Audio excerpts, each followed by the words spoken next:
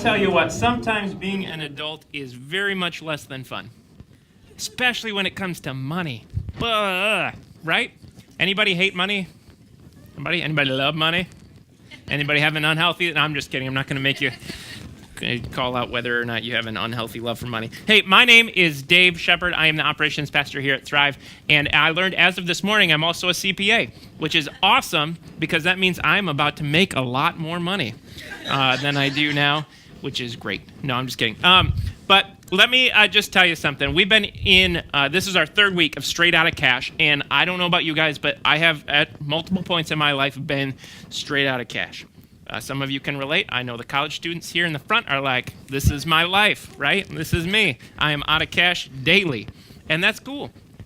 What I want to talk to you about and what Jason started talking to you about in the last couple of weeks is how do we handle what God has given us? How do we be good managers of the money that's come in? And last week, Jason kind of brought this board out, and he shared with us, okay, when we have money coming in, we get to decide. Isn't that a beautiful thing? We get to decide what to do with our money. We get to budget. Oh, everybody loves budgeting, right? When I say budget, there are some people in the room who are like, yes, and other people who just cringe, right? You know who you are. I'm not going to call you out. I like to budget. I'm one of those weirdos, okay? But when money comes in, you get to decide, okay, I'm going to spend this much. I'm going to give to God. I'm going to pay off debt or set up an emergency fund. I'm going to save. You get to decide where this money is going. And let me tell you, as somebody who likes talking about money, I know not everyone does, this is important to me, that I know where my money's going. I like to know that, because if I don't, all of the money just ends up going here, and then I never see it again. It's gone, right? It's just gone. And so this, for me, is top priority. I want to give to God first because God has changed my life, and I believe in the local church. I believe in the work that God is doing here, and I want to see more lives changed. And so I invest in that. And I have these funds that I set aside because someday I'm going to need these things, and if I don't have them, someday I'm going to be hurting. Well, let me tell you a little bit of my story and what's gotten me here. Because when I was first married, I had no idea what to do with money. Not a clue. None. Not a one. I had what you would call a sugar mama. And if you've never had one, I recommend it. When we got married, my wife was just starting her first full-time job out of college. I was still finishing my last year of college. And so I had nothing. She was bringing in money, and it was beautiful. It was awesome. We had money coming in, didn't know what to do with it. And so a lot of it went here, and we never saw it again. And we realized very quickly, if we don't take control of this, it will take control of us. And so we started figuring out, okay, where's our money going to go? How are we going to manage this? How are we going to take care of it? And so we started shopping at a store that no longer exists in Mount Pleasant, Save a Lot, where we saved a lot. And we did not eat ramen noodles. We ate ramen noodles. They were the off-brand version because that's what they carried. But we decided very early on, we are going to choose to win with our money rather than letting money win over us. And let me tell you, we set up a budget. It sucked. We wrote down every penny and where it went, and we saw where our money was going. And then we decided where we wanted it to go, and that sucked. And it was hard. But let me tell you what, we decided very early on, we had this debt hanging over us from tuition, from life, that we didn't want to have hang over us anymore. And so the first 2 years of our marriage, we lived as cheaply as we possibly could. If we didn't need it, we didn't buy it. And in 2 years, we paid off every penny of our debt. In 2 years. And not because we had this incredible income coming in and it's like, well, let's just get rid of this. It's because we were diligent and we decided this isn't going to win. We are. And so we took care of it. And then I got a job working for a church. And do you know how much they pay you if you work at a church? It's unbelievable. Actually, to be honest, over the last 10 years of working in a church, I've never gotten a full paycheck from a church. I've raised funds to be a part of a church. And so my income is 100% unpredictable. I don't know what I'm going to get from paycheck to paycheck. Whatever comes in is what I get. So those of you who are in this room going, well, I'm already checking out because I don't know when I'm going to get, I never know when I'm going to get paid. I hear you. I get it. But when my money comes in, I get to decide what in the world am I going to do with it. I'm going to give, I'm going to set some aside, I'm going to live, I'm going to pay for things. Then you have kids and you realize, oh, you have to pay for a lot of things. And that adds up quick, right? And then I started getting the opportunity to work some side gigs on top of what I normally do, where people were willing to pay me money to come do live production for professional entertainment venues. I'm like, yeah, I'll do that. I'll do that. And so I get to, this is so fun, go live out my hobby of helping produce shows on a professional level where they pay me to do some fun stuff with things I can't afford. It's awesome. It's awesome. Last night I got to hang out with the Impractical Jokers. It was fun. And they paid me to be there. Sweet, right? Like, that's awesome. God provides in incredible ways when we let him and when we honor him and we know that he's taking care of us. But that won't do anything for you unless you understand that there's something beautiful and something magic that happens when you mix God's provision with personal responsibility. God's provision with personal responsibility. You have to decide where that money is going to go. And for me, this is important. For me and you, this happens, whether you want it to or not. These are important. Savings is important. Today we're talking about savings. And I'm going to tell you that in my opinion, and this is the title of today's teaching, okay? Saving is sexy.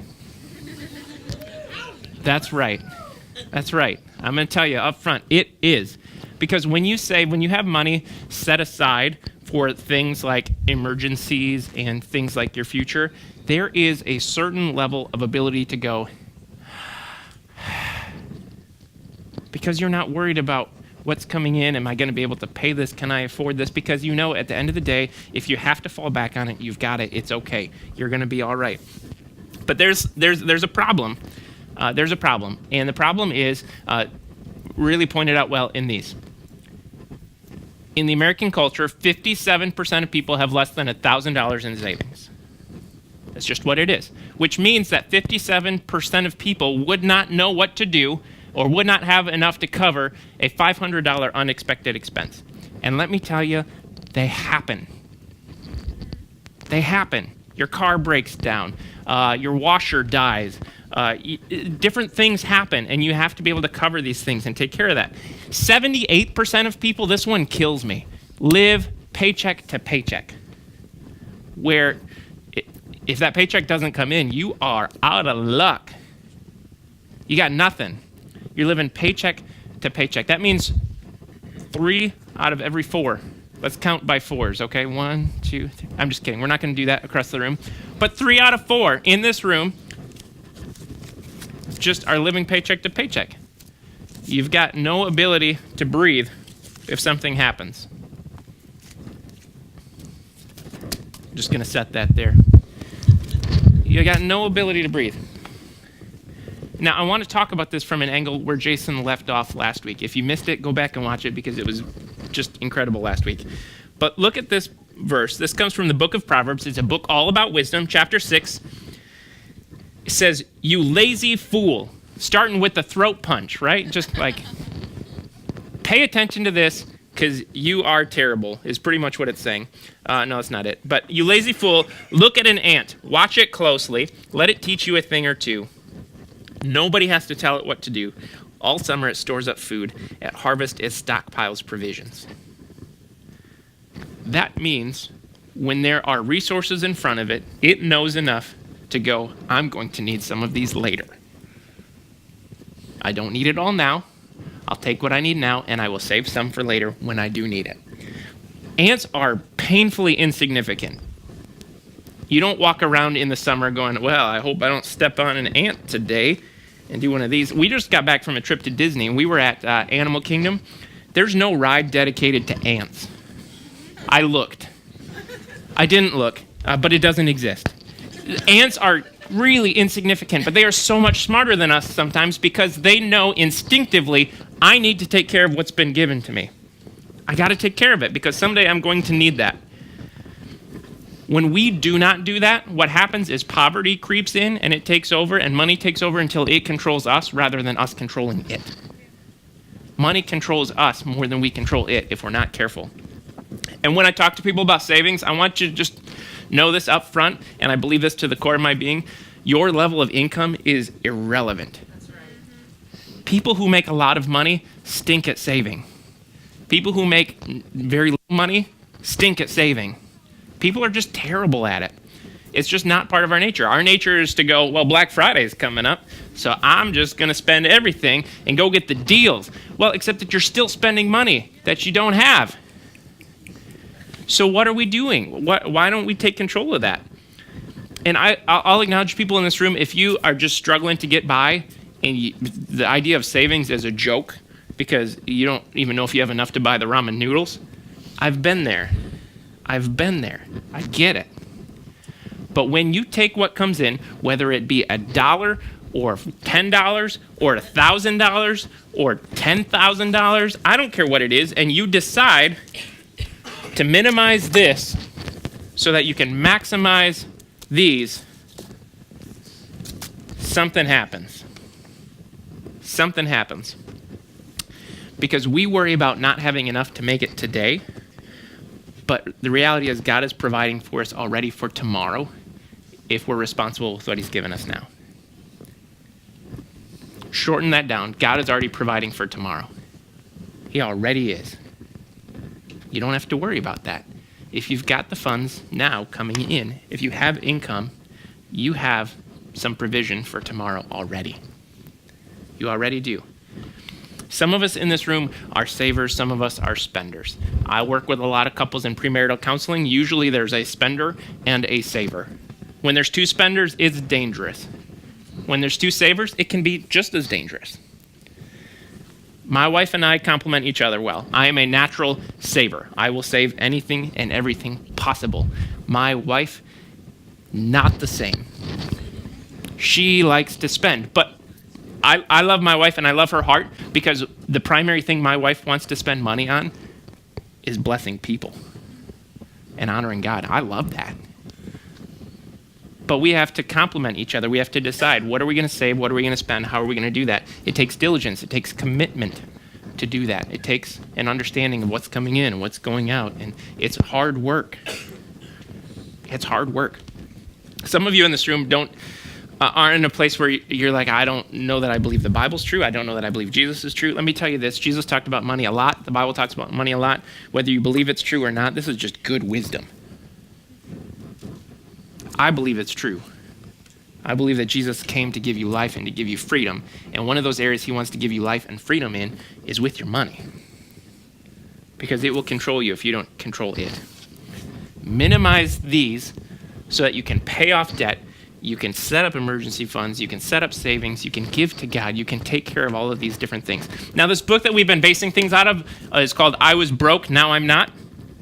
A true story about this guy's journey through how he's made changes in his life, how he's won with money. And he lists 3 main reasons to save, and I absolutely love these. And so I'm going to share them with you. These are 3 major reasons to save. One is unknown, unexpected emergencies. They happen, right? Yes? If you've never had this happen, bless your heart, it's coming, okay? It's gonna happen. Your car's gonna die. Your washer's gonna die. You're gonna have something happen. Something's going to come up. And so we've got to set up this emergency fund. Now, Dave Ramsey and this guy in the I Was Broke, Now I'm Not series, they start with $1,000 as quickly as you can. And quickly means different things to different people. Set up an emergency fund with $1,000 so that if something happens, you've got some breathing room. Nobody wants to spend this, but man, isn't it better to have this than to go, well, I got nothing. And then once you get 1,000, grow it to 2,500. Once you have 2,500, get it to 3 to 6 months of your income. My wife and I right now, full transparency, we are at 5% of our income. 5 months. 5 months of our income set aside in an emergency fund, where if we both lost our job today, we could change nothing about our lifestyle and still survive for 5 months. I'd say that's plenty of time for us to get a new job, for new income streams to come in. We would be okay. We'd be okay. Now, I don't want to spend any of that, and sometimes I have to, and then I rebuild it, and I take care of that. Grow that so that when those emergencies come, they don't become unexpected emergencies, but catch this, the word changes, they become unexpected expenses. There's no longer an emergency. I've got the funds, it's not an emergency. And then I can rebuild those after I spend them. Second one, known upcoming expenses. Things come up regularly. You have to pay for a new plate on your car every year. Nobody wants to do that, but it's coming. I just got an email this morning from TurboTax reminding me that it's almost tax season. Really? It's coming. I just learned last week that Christmas is in December this year. It's in December. I think it's the what is it, Nikki, 23rd?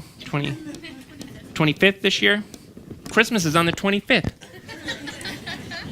But in reality, I read that the average family in America this year will spend between $300 and $400 per child for Christmas.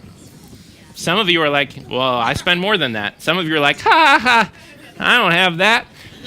There's everywhere in between. I'm not here to judge where you're at with Christmas, but I am here to tell you the reality is most families will spend between $1,000 and $1,500 for Christmas this year. If you don't have that money, where's it coming from? But if you've been setting aside and putting aside money in your savings where I know Christmas is coming, okay? It happens every year. Just FYI, it happens. I know it's coming. My wife and I have been setting some money aside because we know that it's coming. And so we've got the funds to take care of that without going, well, where's that going to come from this year? I guess it's going on the credit card. Like, no, we know where it's coming from. We've set money aside for it. So known upcoming expenses, they're going to happen. Last one is my favorite. Funding your dreams. We all have dreams. Some people dream of moving somewhere warm. Not here. I get it. That's fine.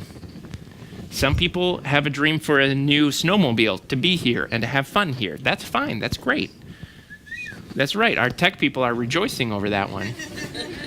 I have a dream of being the guy who sits in his garage when he's old and watches cars go by. You know who I'm talking about because you've seen him. He sits there in his lawn chair and just watches. There's a red one. There's the blue one. I want to be that guy.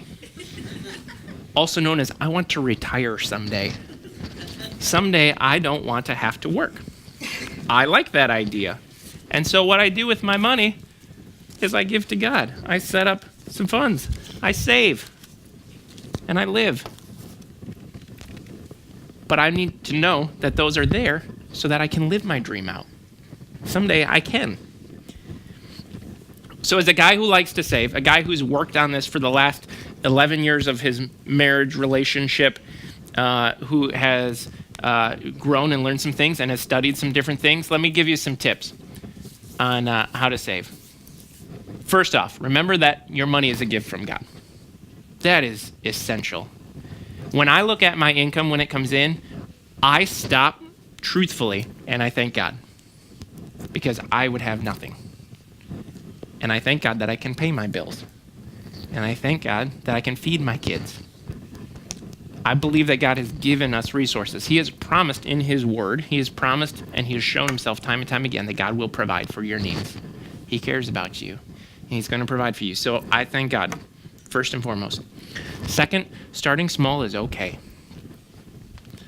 I also learned that if you go to the credit union and you ask for $400 in singles, they're going to look at you funny.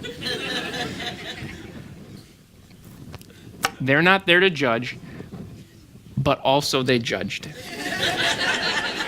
And they all looked at me like, dude, I know where you're going. It was a Friday afternoon. I'm getting 400 in singles.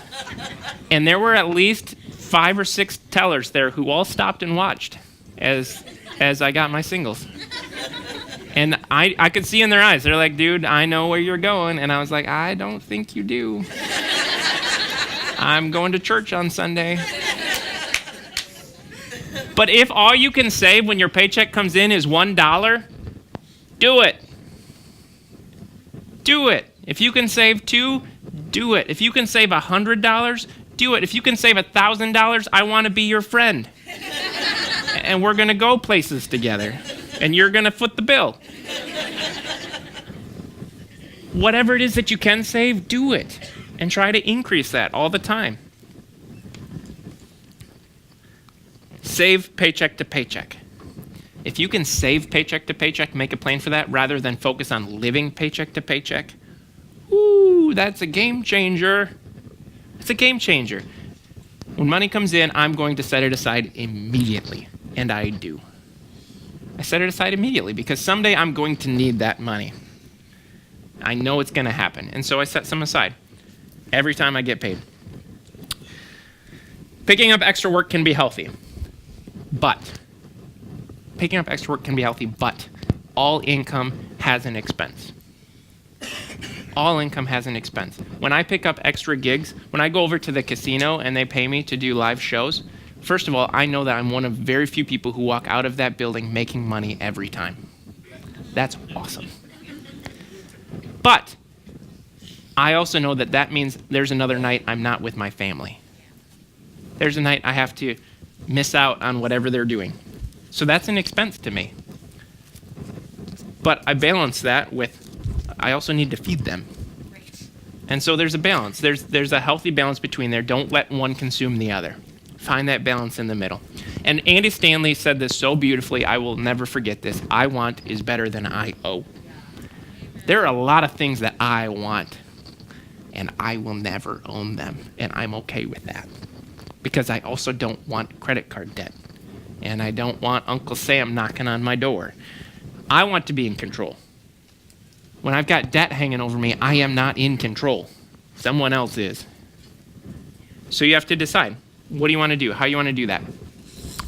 Later in the book of Proverbs, it says, the wise have wealth and luxury, but fools spend whatever they get.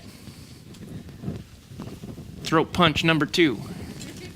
Right? You have to be careful with this, not to spend everything you get. I shared this for a second. Insert obligatory family picture. We went to Disney last week with my family. Here's the picture. Aren't they cute? We would not have been able to go if it were not for my mother-in-law, who blessed us with the trip. Wouldn't happen. So I give all the credit to her for making that possible. But we knew we were going, and as it turns out, Disney is not free. It's the worst thing ever. You show up and they make you pay for stuff. It's terrible. No, but we knew it wasn't going to be free, and so our kids, for their birthdays, we've been asking when family friends ask, what do they want for their birthday? Well, they wanted Disney gift cards. So when we go, they could spend some money on some stuff in the gift shops. And so they each, all 3 of our kids, went with $50 in gift cards, which, if you've ever been to Disney, will buy you 1.5 small toys. Maybe 2, probably not. And so they went and they had that. Now, Kenzie is 2. She's about to turn 3 in a couple of weeks, and she doesn't. The concept is gone. She wants everything, especially the glittery things. And so we helped her pick what she was going to get. Liam, who is 6, this kid melted down. He felt the weight of responsibility immediately. Because he's like, oh, I want that and that and that. We're like, dude, you only have $50, and it's day 1. We're here for another 5 days. You're going to see another thing you like. You're going to see another thing you like. And he did not know how to function. He had nothing. And so he went over to the thing that he saw that he liked most, which was a Lego set. And he went like this with his money and got the Lego set. And I said, dude, if you wait till we get back to Walmart, you can get that for literally $25 cheaper. I still have money left. All in. And then my 8-year-old was like Mr. Responsibility over here going, well, let's see, this costs $12. And so that means I will have, let's see, $38 left. And then I can, like, you could just see the numbers rolling in his head. And so he paced himself and he had fun with it. But so often we live like the 6-year-old and we never progress. We've got to figure out, how do we take care of ourselves and set ourselves up for the future? It's crazy. If you ask me how much you should set aside in savings, I don't know the number for you. You figure that out. I can tell you for my wife and I, we are currently at 13% of our income goes to savings. And I can tell you we have 5 months there. Because I want to live in freedom of money, not live with money over top of me. And so we choose, and we are painfully diligent that this happens. And last month, God blessed us out of nowhere, and we had extra funds come in. And let me tell you what we did with those. We saw a couple of families that needed a little extra help, and we helped them. And then with the rest of it, we did nothing because we didn't need anything. Someday we're going to need something. We don't right now. So we set it aside for that day. And now I can walk around in complete freedom knowing that I don't owe anybody anything. And if something comes up, I'm fine. I don't want to spend it, but I'm fine. And without thinking, because we set money aside paycheck to paycheck, wouldn't you know it, that grows and gets bigger. It's beautiful. It's beautiful, but we have to decide what we're going to do and how we're going to do it. The goal is not to worship your wealth. The goal is to worship with your wealth. And to go, God, you've blessed me with this, and so I'm going to take care of it. And because of that, I'm going to walk in the freedom that you want me to walk in. And I'm going to honor you with the way I take care of this. So God's already providing for tomorrow. Already. If you've got money coming in, he's taking care of you for tomorrow already. So pick an amount and start setting it aside. Start saving. And if you're already saving, kudos to you. You are in the minority. But how can you increase that? How can you take that to the next level? How can you help prepare yourself for the future? Set aside what Andy Stanley calls breathing room. Accountants call it margin. I like breathing room because that's reality. I can breathe. It's awesome. So start working toward that. If you are struggling with this, I want you to know that I would love to help you. I'm not saying I have all this figured out. I'm saying I've tried some things and different things have worked, but I want you to win with money and I want you to live in freedom. And so if you are in that place, just write a little note on your Connect card before you turn it in today. And I would love to sit down with you and talk with you and help you get control of that. I would love that. If you're new here, if this is your first time, mark that on the Connect card as well. We want to get to know you. We want to help you out. We want to help you be a part of this community here at this church. So would you do that? I want to pray with you guys, and then we are going to experience people who have seen their lives changed by God, and they're going to celebrate it here in this tank, which is awesome. I love it.